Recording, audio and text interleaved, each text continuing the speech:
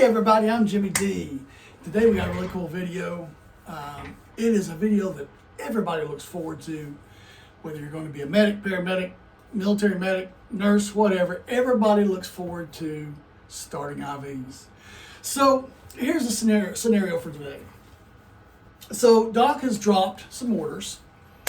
And he wants an IV started on a little patient and hang a bag of NS. So we need to get everything prepared, get everything ready to go into the room. So what do we need? Well, we need some gloves, which will probably already be in your room. You're going to need some alcohol prep pads, may or may not be in the room. You're going to need something to secure the IV site, so either some Tegaderm or tape, either way you want to do it. You're going to need a primary IV line, a starter kit, and we'll discuss this a little bit more later, but you'll need a starter kit. You're going to need some flushes, a couple, 3 flushes, whatever you're comfortable with. You're going to need a J-loop.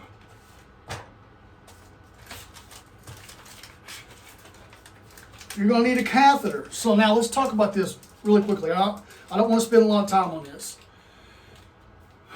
It's okay to take a few different sizes. I don't know if you can see that. It's okay to take a few different sizes into the room with you. If you're not absolutely positively sure where you're going to be starting the line, it's okay. Take a few different sizes. Take a 20, 22, 18, whatever. It's fine. Do that. Save yourself some trouble. It'll save you some running also. So we'll set those to the side.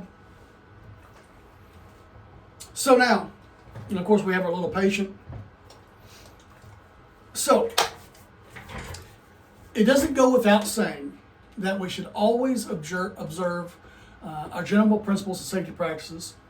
We should always observe the 11 rights of our little patient. And we should always be doing our medication checks or safety checks when we draw medications. So when we go into the med room and we bring it up on Pyxis and the doc wants the NS, the cage opens behind us. We get our hands on it, right?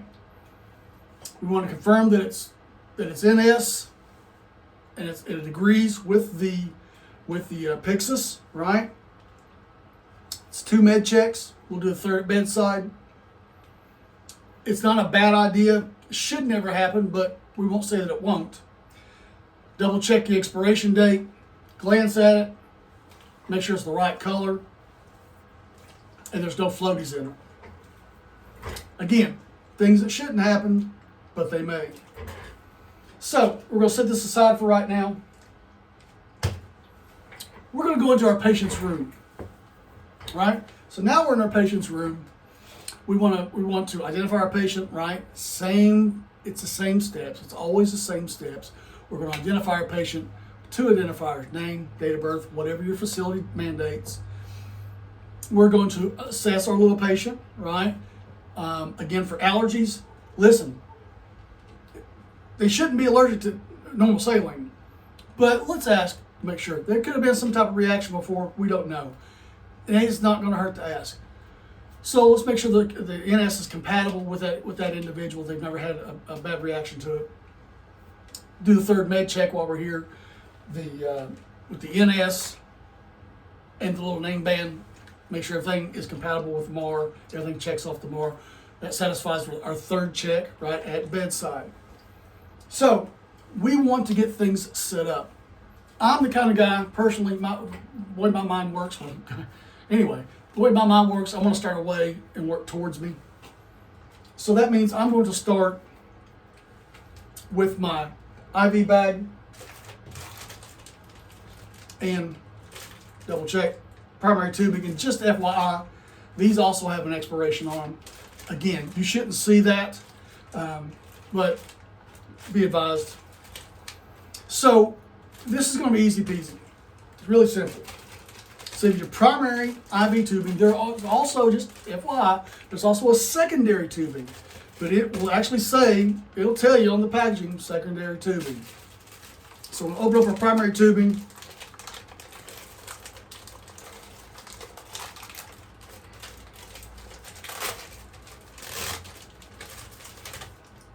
That goes in the trash.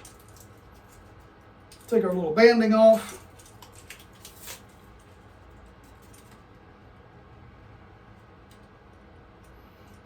I gotta find where everything's at here. And it's all wound up, of course. There we go.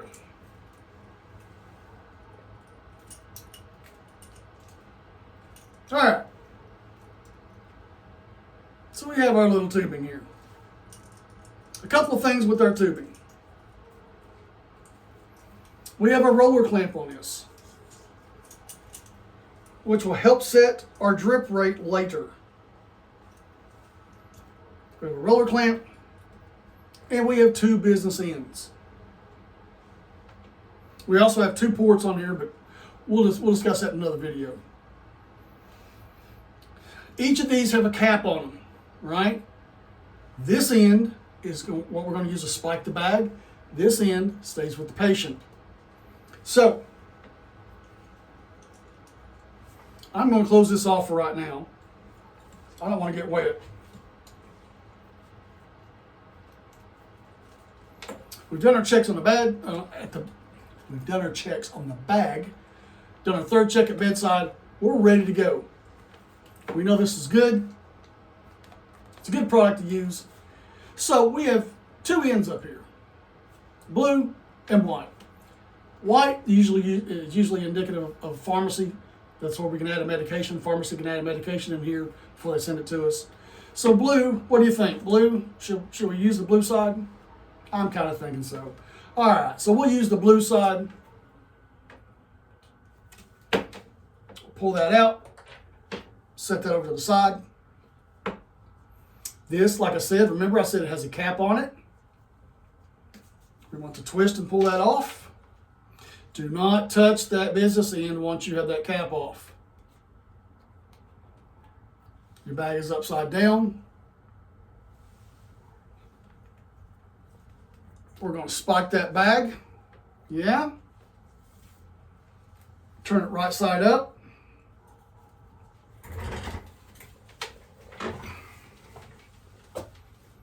And we are going to hang it.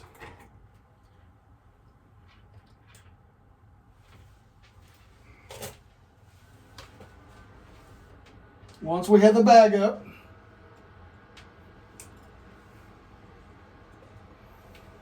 we're going to take the blue cap off. I'm a little tall right for this, aren't I? I'm going to set it aside for right now. This drip chamber, I'm going to fill this drip chamber about halfway up, so I'll give it a couple squeezes.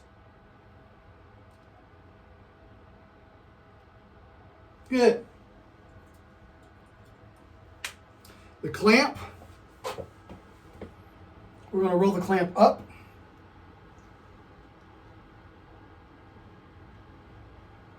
And here comes the medicine. There we go. We got it now. It's poured. Took me a second. All right. So once we have the tube primed, take your little cap, put it back on.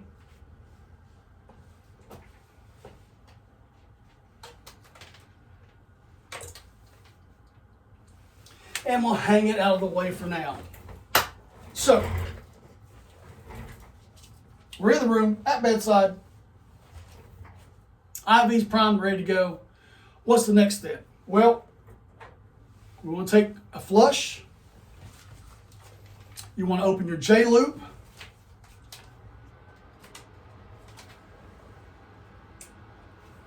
Right? Install the flush onto the J-loop. Just push and turn. There's threads in there. Then we're going to prime the J-loop. Just a little squeeze. You can actually see it come through. Good. A couple drops is all you need. So, once we have this primed, don't just set this around, right? We don't have a cap on this. It's still sterile. Don't just set this around. We're going to put it back into its sterile packaging. Boom. Just like that. To use for later in just a few minutes. So now we're getting to the place to where the rubber meets the road. Take out your little start kit, open it up. You have some Chlorhex, alcohol prep pad, tourniquet, some 2x2s,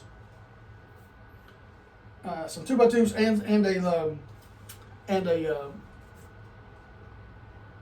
whatever that's called, where you put your name, date of birth, that kind of stuff.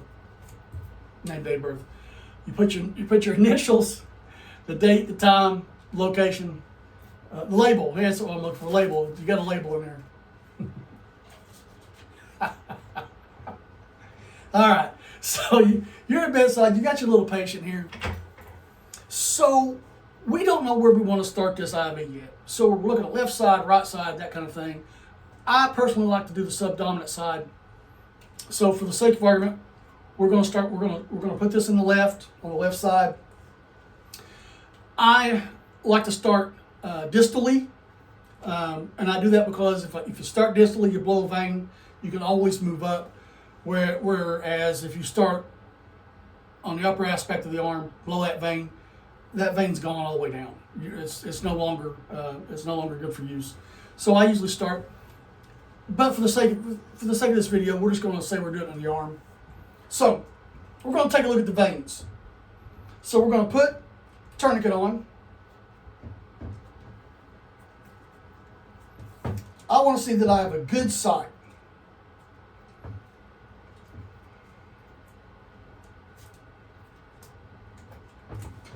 All right. So once the tourniquet's on, I want to use this area. I think I want to use this area. So I'll wait for the venous return to swell the vein up a little bit. Venous return's coming back. The vein raises, right? We believe we have a good sight.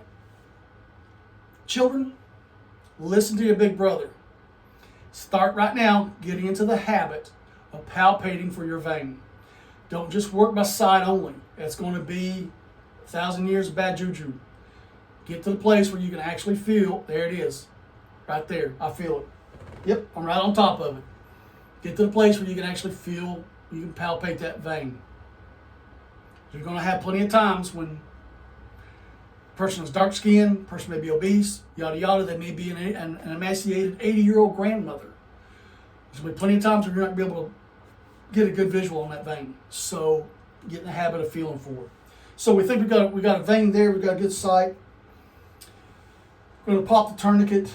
So, one caveat with these tourniquets. When you apply a tourniquet, never leave a tourniquet in place for more than 2 minutes without popping it and letting the arterial line run down and the venular line run back, right? Venular supply run back. That's a good practice. You don't want to hurt anybody. All right. So, and I should have said earlier, I didn't do it. I didn't practice it. When we actually do the venipuncture, I'll show you something different. When you apply the tourniquet, right, always palpate for a peripheral pulse, right, a radial pulse. And again, that's just to say you don't want to completely quench the blood flow there, right? You just want to put enough pressure on so that venous return swells up a little bit and we can start venipuncture. All right, so we have a good site. So we've chosen a site, subdominant side, we're ready to go. So we're going to clean our hands.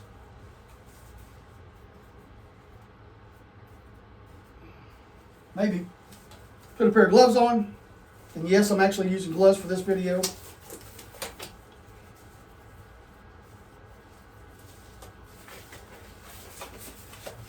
So now we're ready to go.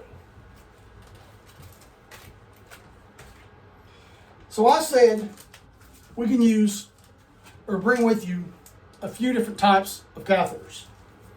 So I think for the sake of this video, I'm going to use a brand new 22 gauge, just what I'm comfortable with.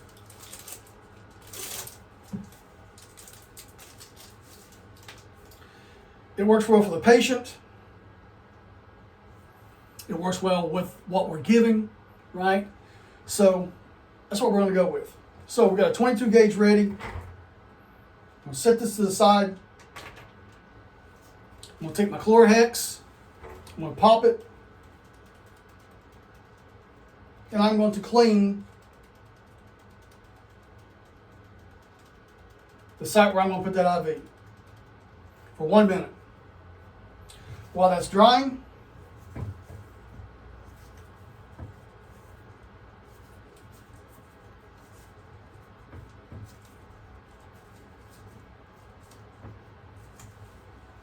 I'll set my catheter, let that dry.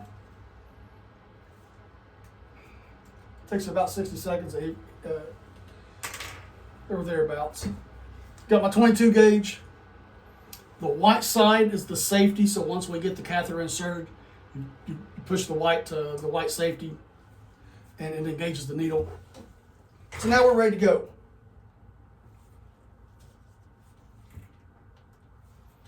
So we're going to pull the skin a little taut. I have the site prepared, ready to go. I want the bevel up, and I'm an old man. I don't have my glasses with me. So about a 10 to 15 degree angle. You're gonna come right on top of the vein. Insert through the skin. You can feel the vein. Perfect. Good venipuncture. I'm getting a flash. Right, you'll see the venous return up into the hub. I'm going to pull my needle out a little bit, advance the catheter into the vein the rest of the way. Now, while I still have I got to maintain control of that hub, I am going to keep the needle in it, pop my tourniquet. Right? I can pull my needle out, engage the safety, into the sharp she goes.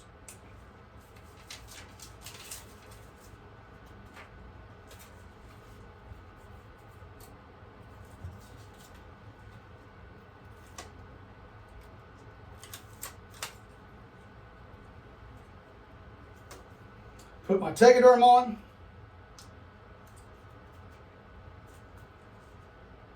Once my Tegaderm's in place, I can let go of that hub.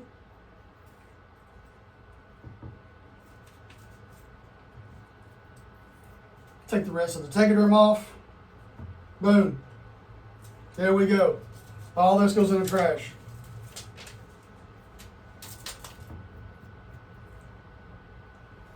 So,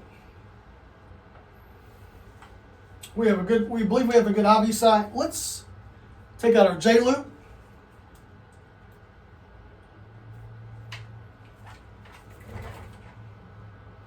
Go and connect it to our hub. We're going to flush a little saline through it. Not a whole lot to start, but we're going to flush a little saline through it. Aspirate. Make sure we have good venous return. So we're going to aspirate, get a little bit of a blood draw. We have good blood draw. Then we're going to give the rest of the saline over about a minute. All right, so the saline's done. Into the shark she goes. Take a little piece of tape. Secure it.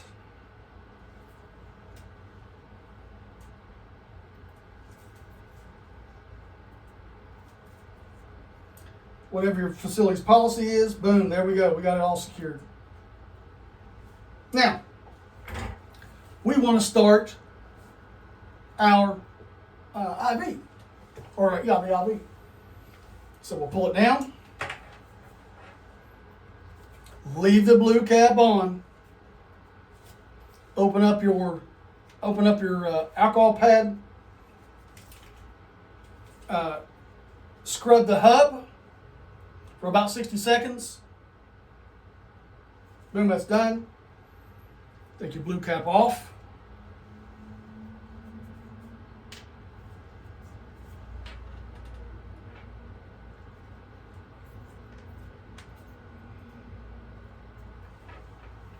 Screw it into place. Open up your IV. So, this is gravity fed. We are going to set this flow rate according to what the MAR tells us. 60 drops a minute, 80 drops a minute, 40 drops a minute, whatever. So we're going to set that flow rate to whatever the MAR says. Once it's set, and all we do that is, again, by the little blue clamp. So we got that set.